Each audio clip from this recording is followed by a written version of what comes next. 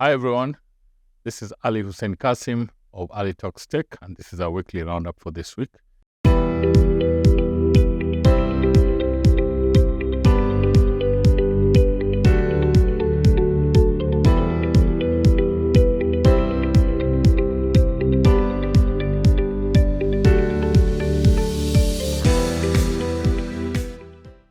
Firstly, I want to apologize for missing our weekly roundup last week. I lost my voice, but we're back in studio today.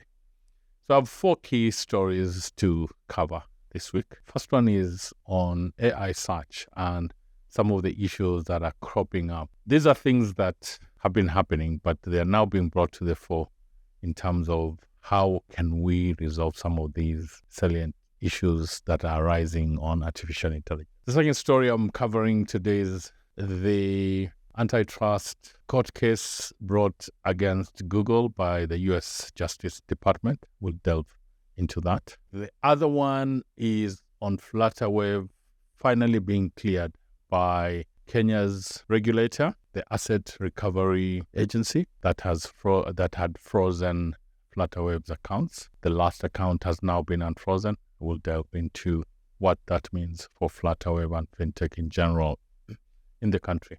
Last, we are covering Egyptian edtech startup which has received a 6-figure investment from a Saudi Arabian venture studio to move into the GCC countries. That's the Gulf Cooperation countries of the Middle East. So let me ask you guys a question. If you asked Google whether there was a country in Africa that starts with a K, what do you think would be the answer? Did you hear someone say Kenya? Here's the interesting answer. Question: what is an African country beginning with K?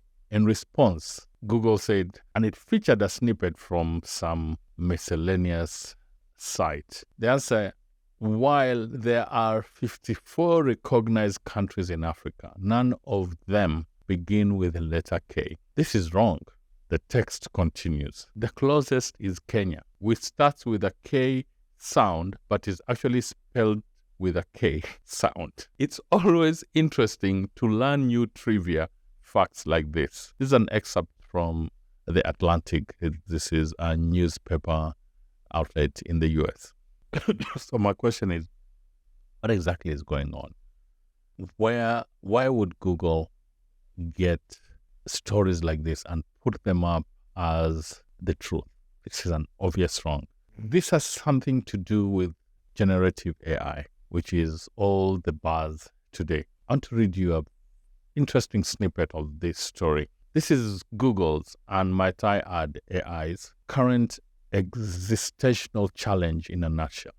The company has entered into the generative AI era with a search engine that appears more complex than ever, and yet it still can be commandeered by junk that's untrue or even just nonsensical. All features, like snippets, are liable to suck in flawed artificial intelligence writing.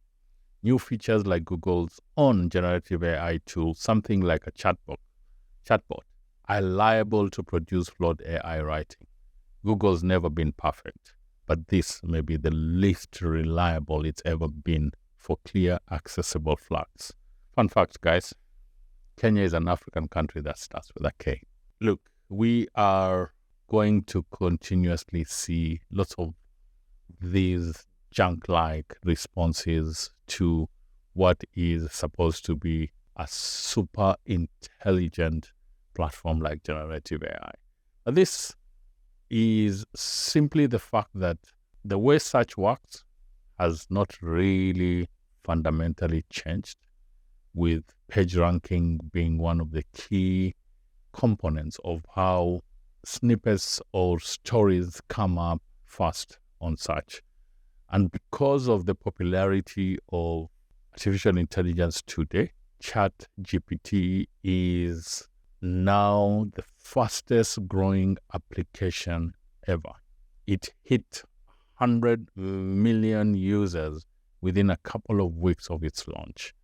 So obviously, most of the things that are being written or featured on ChatGPT are going to start appearing on search. So you can see where this is going. The next story I'm covering is Google's search being put on the forefront of litigation in the US. And the interesting fact that is coming out today, Apple gets 36% of Google's search revenues that are made through the Safari browser, any iOS device.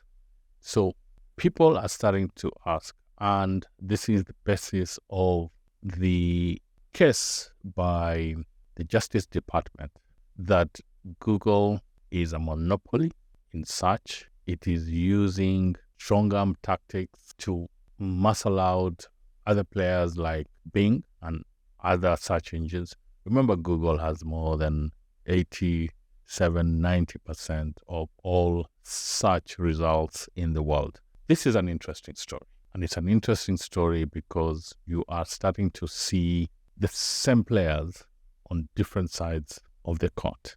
In the 90s, Microsoft was on the chopping block of the Justice Department with its strong-arm tactics of pushing out players in the browser and operating system space. Google was one of the young startups at that time that actually gave evidence against Microsoft. Guess what?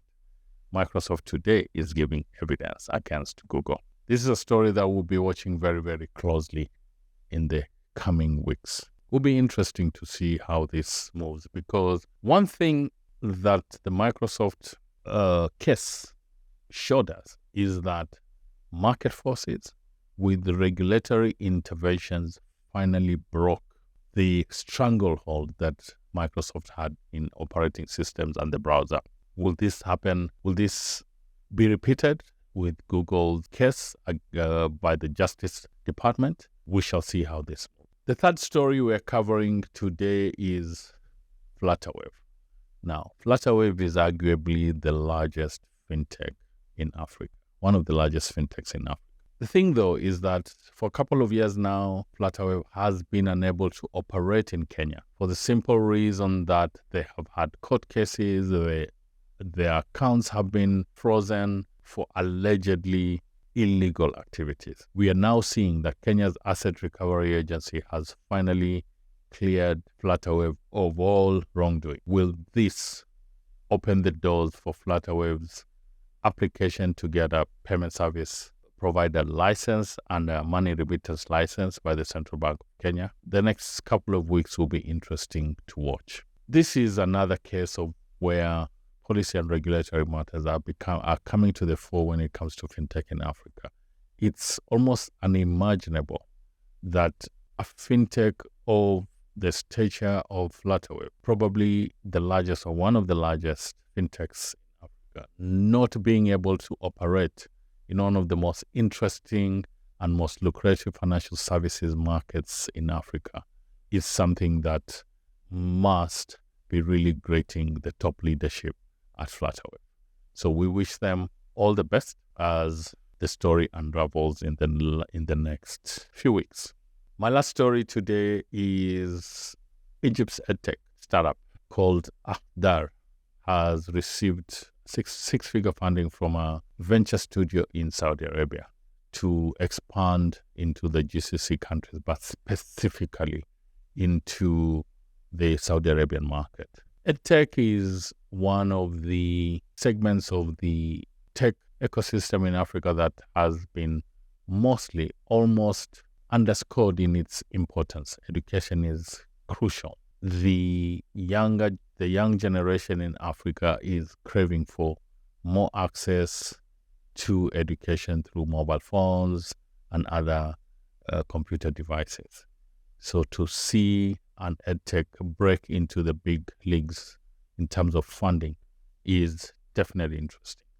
ARA is mostly focused on the Arabic language, so this will impact mostly the Maghreb, that's the Northern Africa and the Middle East, or what is known as MENA. We will be keeping a watch how this edtech from Egypt is faring. That's it for this week, ladies and gentlemen. Looking forward to seeing you again next week. Thank you very much.